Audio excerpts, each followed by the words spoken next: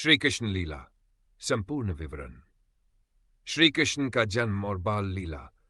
श्री कृष्ण का जन्म मथुरा नगरी में हुआ, जो कंस का राज्य था। कंस ने अपनी बहन देवकी और उनके पति वसुदेव को कारागार में बंद कर दिया था, क्योंकि उसे भविष्यवाणी हुई थी कि देवकी का 8वां पुत्र उसका विनाश करेगा। श्री कृष्ण का जन्म कारागार में भाद्रपद मास की कृष्ण पक्ष की अष्टमी तिथि को हुआ। जन्म के तुरंत बाद वसुदेव उन्हें यमुना नदी पार कर गोकुल में नंद बाबा और यशोदा माता के घर ले गए। वहां श्री कृष्ण का लालन पालन हुआ। बालकृष्ण ने अनेक बाल लीलाएं की, जैसे माखन चुराना, गोपियों को छेड़ना और बाल सखाओं के साथ खेलना। पूतना वध। गोकुल में कंस ने बालकृष्ण को मारने के लिए पूतना नामक राक्षसी को भेजा। पूतना ने श्री कृष्ण को दूध पिलाने का प्रयास किया, परंतु श्री कृष्ण ने उसका वध कर दिया। कालिय नाग का दमन। यमुना नदी में कालिय नामक विषैला नाग रहता था। उसके विष से यमुना का पानी जहरीला हो गया था। श्री कृष्ण ने कालिय नाग का दमन किया और उसे यमुना छोड़कर जाने का आदेश दिया। यह घटना कृष्ण के साहस और उनकी दिव्यता का प्रतीक है। ठौर। गोवर्धन पूजा और इंद्र का मान मर्दन। गोकुलवासी हर साल इंद्र की पूजा करते थे। श्री कृष्ण ने उन्हें गोवर्धन पर्वत की पूजा करने का उपदेश दिया। क्रोधित होकर इंद्र ने भारी वर्षा शुरू कर दी, जिससे बाढ़ आ गई। श्री कृष्ण ने अपनी छोटी अंगुली पर गोवर्धन पर्वत उठाकर सभी गोपियों और गोकुलवासियों को बचाया। रासलीला और गोपियों के साथ प्रेम। श्री कृष्ण की रासलीला उनकी अद्भुत मोहकता और दिव्यता का प्रतीक है। गोपियां उनके प्रति अपार प्रेम रखती थीं। श्री कृष्ण ने गोपियों के साथ रास रचाया, जो आत्मा और परमात्मा के मिलन का प्रतीक है। कंस ने श्री कृष्ण को मारने के लिए अनेक राक्षस भेजे, परंतु सभी असफल रहे। अंततः श्री कृष्ण और बलराम ने मथुरा जाकर कंस का वध किया।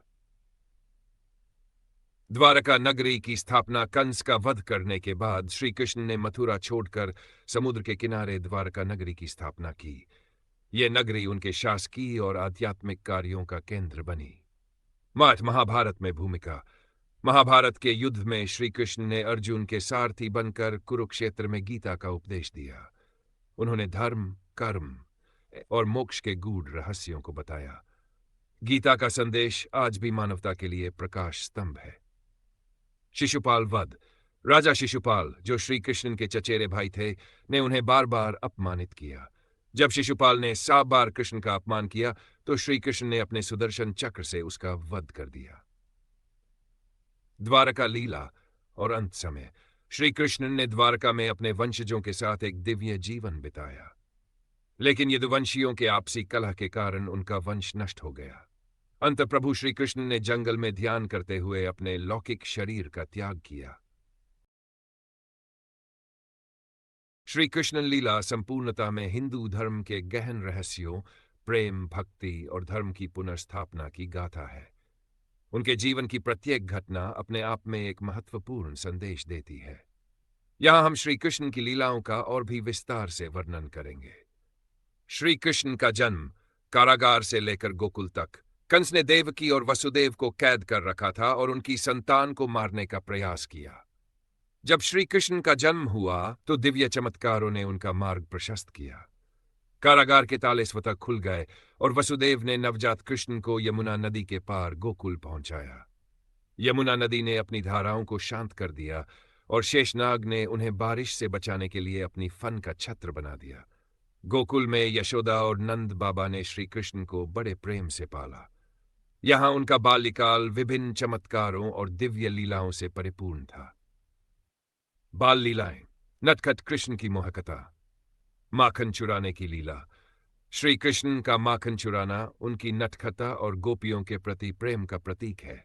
गोपियां उनके कृत्य से नाराज नहीं होती थी, बल्कि वे उनकी लीलाओं में मगन रहती थी।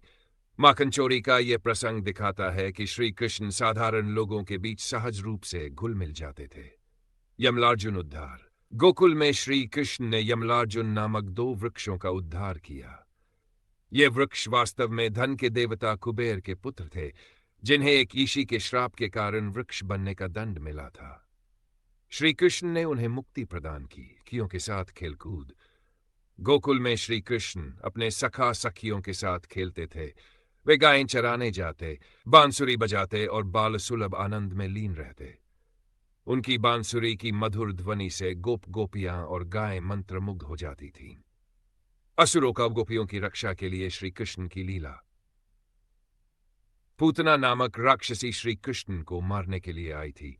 उसने स्वयं को सुंदर महिला के रूप में प्रस्तुत किया और उन्हें विषैला दूध पिलाने का प्रयास किया, लेकिन श्री कृष्ण ने उसके प्राण हर लिए। त्रिनवर्त वध। त्रिनवर्त नामक राक्षस जो आंधी का रूप लेकर गोकुल आया था, उसे भी श्री कृष्ण ने अपने बाल्यकाल में ही समाप्त कर दिया। बकासुर, अघासुर और अन्य असुरों का वध। कंस के भेजे गए कई असुरों जैसे बकासुर और अघासुर को भी श्री कृष्ण ने पराजित किया। ये घटनाएं दिखाती है कि श्री कृष्ण ने प्रारंभ से ही धर्म की रक्षा के लिए कार्य किया। गोवर्धन लीला, प्रकृति के प्रति प्रेम का प्रतीक। श्री कृष्ण ने गोप गोपियों को इंद्र की पूजा छोड़कर गोवर्धन पर्वत की पूजा करने को कहा। जब इंद्र ने वर्षा करके विनाश करने का प्रयास किया, तो श्री कृष्ण ने अपनी छोटी अंगुली पर गोवर्धन पर्वत उठाकर गोकुलवासियों की रक्षा की। ये लीला सिखाती है कि हमें प्रकृति और अपने संसाधनों का सम्मान करना चाहिए। रासलीला, भक्ति और प्रेम की पराकाष्ठा। रासलीला श्री कृष्ण की लीलाओं में सबसे विशेष मानी जाती है। उन्होंने गोपियों के साथ रास रचाया, जो आत्मा और परमात्मा के दिव्य मिलन का प्रतीक है। गोपियां श्री कृष्ण के प्रति अपनी पूरी आत्मा और समर्पण से भक्ति करती थी। ये लीला प्रेम, भक्ति और समर्पण का अनुपम उदाहरण है। अधर्म पर धर्म की विजय। कंस ने अनेक बार श्री कृष्ण को मारने का प्रयास किया, लेकिन अंततः श्री कृष्ण ने मथुरा जाकर कंस का वध किया। कंस का वध यह संदेश देता है कि अधर्म और अन्याय का अंत निश्चित है। कंस के वध के बाद श्री कृष्ण ने अपने यदुवंशियों को सुरक्षित रखने के लिए द्वारका नगरी की स्थापना की।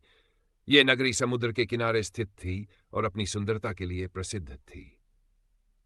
महाभारत में श्री कृष्ण की भूमिका।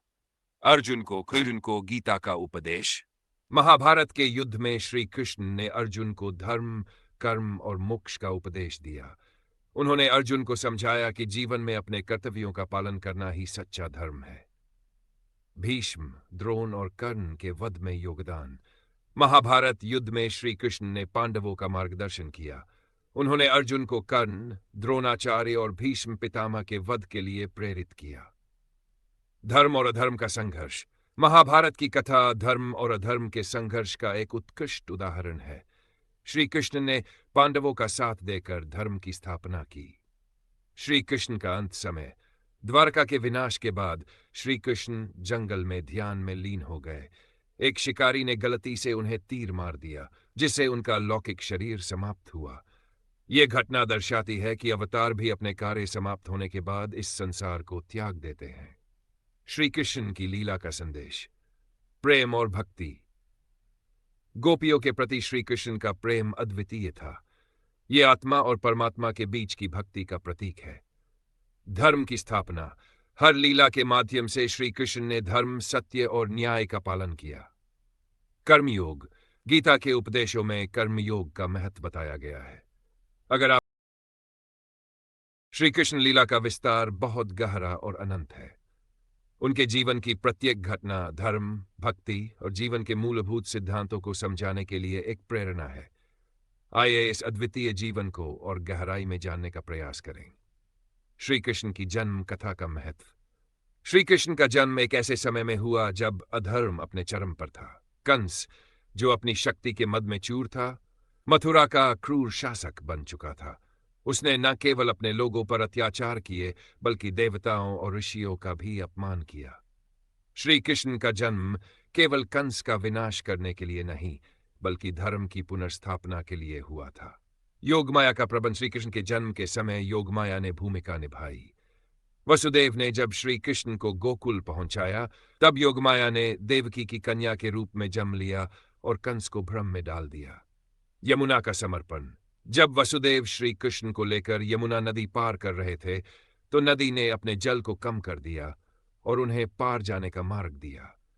यह दिखाता है कि प्रकृति भी भगवान के आगमन पर प्रसन्न होती है। गोकुल में बाल लीलाएं और गोपियों का प्रेम। उखल बंधल। एक दिन यशोदा मैया ने श्री कृष्ण को माखन चुराते हुए पकड़ लिया। क्रोधित होकर उन्होंने श्री कृष्ण को उखल से बांध दिया, लेकिन श्री कृष्ण ने अपनी बाल लीला से 2 यमलार्जुन वृक्षों को उखाड़ फेंका और कुबेर के श्रापग्रस्त पुत्रों को मुक्त किया। गोपियों के साथ उनका मधुर संबंध। गोपियां श्री कृष्ण से अत्यधिक प्रेम करती थी। उनकी बांसुरी की धुन सुनकर गोपियां अपना सब कुछ छोड़कर उनके पास चली आती थीं। यह प्रेम किसी सांसारिक मोह का प्रतीक नहीं, बल्कि आत्मा और परमात्मा के दिव्य मिलन का प्रतीक है।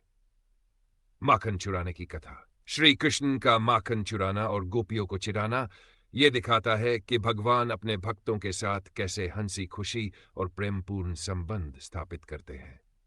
कालिय नाग का उद्धार। जो यमुना नदी को विषैला बना चुका था, उससे गोकुलवासी परेशान थे। एक दिन श्री कृष्ण ने नदी में कूदकर कालिय नाग के फनों पर नृत्य किया और उसे यमुना छोड़ने का आदेश दिया।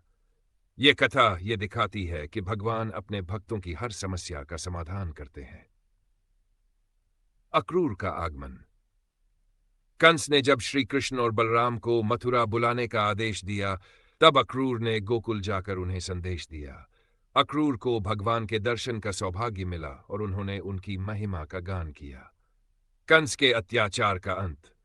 मथुरा पहुंचकर श्री कृष्ण ने पहले धनुष तोड़ और कंस के पहलवानों को पराजित किया। अंत में उन्होंने कंस को मारकर उसके अत्याचारों का अंत किया। यह घटना अधर्म पर धर्म की विजय का प्रतीक है। रुक्मिणी हरण, प्रेम और साहस का प्रतीक। रुक्मिणी, जो विदर्भ की राजकुमारी थी, श्री कृष्ण से विवाह करना चाहती थी, लेकिन उनके भाई रुक्मी ने उनका विवाह शिशुपाल से तय कर दिया। रुक्मिणी ने श्री कृष्ण को पत्र लिखकर सहायता मांगी। श्री कृष्ण ने विदर्भ जाकर रुक्मिणी का हरण किया और उनसे विवाह किया। सत्यभामा और पारिजात वृक्ष की कथा। सत्यभामा, श्री कृष्ण की पत्नी, पारिजात वृक्ष को स्वर्ग से द्वारका लाना चाहती थी। इंद्र के विरोध के बावजूद श्री कृष्ण ने पारिजात वृक्ष लाकर सत्यभामा को भेंट किया। यह कथा दिखाती है कि भगवान अपने भक्तों की इच्छाओं को कैसे पूरा करते हैं। भगवद गीता, श्री कृष्ण का दिव्य उपदेश। महाभारत युद्ध में जब अर्जुन ने युद्ध करने से इनकार कर दिया, तब श्री कृष्ण ने उन्हें भगवद गीता का उपदेश दिया। यह उपदेश न केवल अर्जुन के लिए बल्कि पूरी मानवता के लिए है। इसमें कर्मयोग, भक्ति योग और ज्ञान योग का महत्व बताया गया है। नरकासुर वध, प्रजा की मुक्ति का प्रतीक। नरकासुर, जो एक अत्याचारी असुर था, ने हौस्का हाजूजात कन्याओं को बंदी बना रखा था। श्री कृष्ण ने उसका वध कर सभी कन्याओं को मुक्त किया और उनसे विवाह कर उनकी सम्मान रक्षा की। गोवर्धन पर्वत उठाने की लीला। गोकुलवासी हर साल इंद्र की पूजा करते थे। श्री कृष्ण ने उन्हें गोवर्धन पर्वत की पूजा करने को कहा। इंद्र ने क्रोधित होकर भारी वर्षा की, लेकिन श्री कृष्ण ने गोवर्धन पर्वत अपनी अंगुली पर उठाकर सभी की रक्षा की। श्री कृष्ण का अंतिम समय। द्वारका के विनाश के बाद जब यदुवंशी आपस में लड़ने लगे, तब श्री कृष्ण ने सभी घटनाओं को स्वीकार किया। अंत में जंगल में ध्यान करते हुए एक शिकारी ने गलती से उन्हें तीर मार दिया। उन्होंने अपने लौकिक शरीर का त्याग किया और वैकुंठ धाम लौट गए। श्री कृष्ण लीला का सार। श्री कृष्ण ने अपने जीवन से यह सिखाया कि सत्य और धर्म की विजय सदैव होती है। डाब, भक्ति और प्रेम। गोपियों और भक्तों के प्रति श्री कृष्ण का प्रेम आत्मा परमात्मा के मिलन का प्रतीक है। कर्मयोग का महत्व। भगवद गीता के माध्यम से उन्होंने कर्मयोग, ज्ञान और भक्ति का गूढ़ रहस्य समझाया। संपूर्ण मानवता का कल्याण। उनकी लीलाएं दिखाती हैं कि भगवान सभी के लिए हैं, चाहे वह राजा हो या साधारण ग्वाला। श्री कृष्ण लीला का और विस्तार। श्री कृष्ण के जीवन की हर घटना, हर लीला अपने आप में एक गहरी शिक्षा छिपाए हुए है। उनके बाल्यकाल से लेकर उनके लौकिक शरीर त्यागने तक हर प्रसंग हमें धर्म, कर्म और भक्ति का पाठ पढ़ाता है। आइए उनकी लीलाओं के और भी पहलुओं को विस्तार से समझते हैं। ब्रज में श्री कृष्ण का बालिक युग। गोपियों के प्रति प्रेम का संदेश।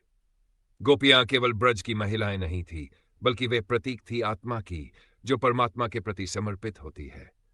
श्री कृष्ण की बांसुरी की धुन उस दिव्य आकर्षण का प्रतीक है जो आत्मा को परमात्मा की ओर खींचता है। गोपियों के साथ रास रचाने का अर्थ सांसारिक माया और भ्रम से परे जाकर भगवान के साथ एकाकार होना है। बछड़ों और गायों का विशेष संबंध। श्री कृष्ण बाल्यकाल से ही गायों और बछड़ों के बीच रहे। उनका गाय चराना और बछड़ों के साथ खेलना यह दिखाता है कि वे प्रकृति और जीव जंतुओं के प्रति कितने स्नेहशील थे। यह संदेश देता है कि मनुष्य को जीवों के साथ प्रेम पूर्वक रहना चाहिए। कालिय नाग का उद्धार, अहंकार को नष्ट करने की शिक्षा। कालिय नाग यमुना नदी में अपना वर्चस्व स्थापित कर चुका था। उसके विष ने नदी के जल को जहरीला बना दिया था। जब श्री कृष्ण ने कालिय के फनों पर नृत्य किया तो यह केवल एक चमत्कार नहीं था, बल्कि यह संदेश था कि भगवान अहंकारी को विनम्र बनाकर उसका उद्धार करते हैं। कालिय नाग की पत्नियां श्री कृष्ण से प्रार्थना करती हैं और यह दिखाता है कि विनम्रता और भक्ति से ही भगवान का कृपा प्राप्त की जा सकती है। धेनुकासुर, अहासुर और बकासुर का वध। धेनुकासुर एक गधा राक्षस था जिसने ताड़ के बाग को अपने अधिकार में कर रखा था। वह किसी को भी वहां जाने नहीं देता था। श्री कृष्ण और बलराम ने उसका वध किया और बाग को सबके लिए मुक्त कर दिया। यह घटना हमें सिखाती है कि किसी भी संसाधन का उपयोग सभी के लिए समान होना चाहिए। अहासुर वध। अघासुर एक विशाल अजगर के रूप में आया और सभी ग्वालों और गायों को निगलने का प्रयास किया। श्री कृष्ण ने उसके शरीर में प्रवेश कर उसे भीतर से नष्ट किया। यह प्रतीकात्मक है कि भगवान हमारे भीतर के अज्ञान और भय को नष्ट करते हैं। बकासुर वध, जो एक क्रूर पक्षी के रूप में था, ने गोकुलवासियों को डराया। श्री कृष्ण ने उसे समाप्त कर दिया। यह दिखाता है कि भगवान अपने भक्तों को हर संकट से बचाने के लिए सदैव तत्पर रहते हैं। गोवर्धन पूजा और इंद्र का अभिमान भंग। जब श्री कृष्ण ने गोकुलवासियों से इंद्र की पूजा छोड़कर गोवर्धन पर्वत की पूजा करने को कहा तो इंद्र अत्यंत क्रोधित हो गए। उन्होंने भारी वर्षा और तूफान भेजा। श्री कृष्ण ने अपनी छोटी अंगुली पर गोवर्धन पर्वत उठाकर सभी की रक्षा की। इस कथा का संदेश यह प्रकृति के प्रति सम्मान और संवेदनशीलता की शिक्षा देता है। इंद्र के अभिमान भंग होने से यह दिखता है कि भगवान के सामने कोई भी शक्ति स्थायी नहीं है। कंस वध। धर्म की पुनर्स्थापना। कंस ने अपने जीवन काल में अनेक अत्याचार किए। वह यह जानता था कि देवकी का 8वां पुत्र ही उसका वध करेगा, फिर भी उसने अपनी बहन और जीजा को कैद कर लिया। जब श्री कृष्ण मथुरा पहुंचे तो उन्होंने कंस के सभी राक्षसों और पहलवानों को हराया। अंत में उन्होंने कंस को मारकर मथुरा को अत्याचार से मुक्त किया। रुक्मिणी हरण। सच्चे प्रेम की विजय रुक्मिणी विदर्भ की राजकुमारी थी और श्री कृष्ण से प्रेम करती थी। उनके भाई रुक्मी ने उनका विवाह शिशुपाल से तय कर दिया था। रुक्मिणी ने श्री कृष्ण को पत्र लिखकर सहायता मांगी। श्री कृष्ण ने स्वयं विदर्भ जाकर उनका हरण किया और उनसे विवाह किया। इस कथा का संदेश, सच्चा प्रेम हमेशा विजय प्राप्त करता है। भगवान अपने भक्तों के प्रेम और विश्वास का मान रखते हैं। महाभारत में श्री कृष्ण की भूमिका। अर्जुन को गीता का उपदेश। जब अर्जुन ने कुरुक्षेत्र के युद्ध में अपने संबंधियों को देखकर युद्ध करने से मना कर दिया, तब श्री कृष्ण ने उन्हें भगवद गीता का उपदेश दिया। उन्होंने अर्जुन को सिखाया कि अपने कर्तव्यों का पालन करना ही सबसे बड़ा धर्म है। धर्म और अधर्म का संघर्ष। महाभारत के युद्ध में श्री कृष्ण ने पांडवों का साथ देकर धर्म की विजय सुनिश्चित की। कर्ण का सत्य। श्री कृष्ण ने कर्ण को उसकी वास्तविकता बताई और यह सिखाया कि सच्चाई से बचा नहीं जा सकता। द्वारकानगरी और यदुवंश का विनाश। द्वारकानगरी श्री कृष्ण द्वारा समुद्र के किनारे बसाई गई थी। यह नगरी अपने समृद्धि और सुंदरता के लिए जानी जाती थी, लेकिन श्री कृष्ण ने अपने यदुवंशियों के आपसी संघर्ष को रोकने के लिए उन्हें नष्ट होने दिया। श्री कृष्ण का अंतिम समय और संदेश। जब श्री कृष्ण ने अपना कार्य समाप्त कर लिया तब उन्होंने ध्यान में बैठकर अपना लौकिक शरीर त्याग दिया। एक शिकारी ने गलती से उन्हें तीर मार दिया, लेकिन श्री कृष्ण ने उसे क्षमा। श्री कृष्ण लीला का और विस्तार। श्री कृष्ण ने अपनी बांसुरी क्यों तोड़ी? यह कथा श्री कृष्ण और राधा के दिव्य प्रेम से जुड़ी है। श्री कृष्ण और राधा का प्रेम सांसारिक प्रेम से परे आत्मा और परमात्मा के मिलन का प्रतीक है। राधा और गोपियां श्री कृष्ण की बांसुरी की मधुर धुन सुनकर अपनी सारी चिंताओं को भूलकर उनकी ओर खिंची चली आती थी। यह बांसुरी उनके प्रेम और भक्ति का माध्यम थी, लेकिन श्री कृष्ण ने एक समय पर अपनी बांसुरी तोड़ दी। इस घटना के पीछे एक गहन आध्यात्मिक संदेश छिपा है। आइए इस कथा को विस्तार से समझते हैं। कथा का आरंभ जब महाभारत का युद्ध समाप्त हो गया और श्री कृष्ण ने अपनी जीवन लीला के अंतिम चरण में प्रवेश किया। अब उन्होंने अपनी सभी लीलाओं को धीरे धीरे विराम देना शुरू कर दिया। द्वारका में जब श्री कृष्ण को यह आभास हुआ कि उनका लौकिक शरीर त्यागने का समय निकट है, तो उन्होंने ये निश्चय किया कि अब उन्हें संसार से पूरी तरह विरक्त हो जाना चाहिए।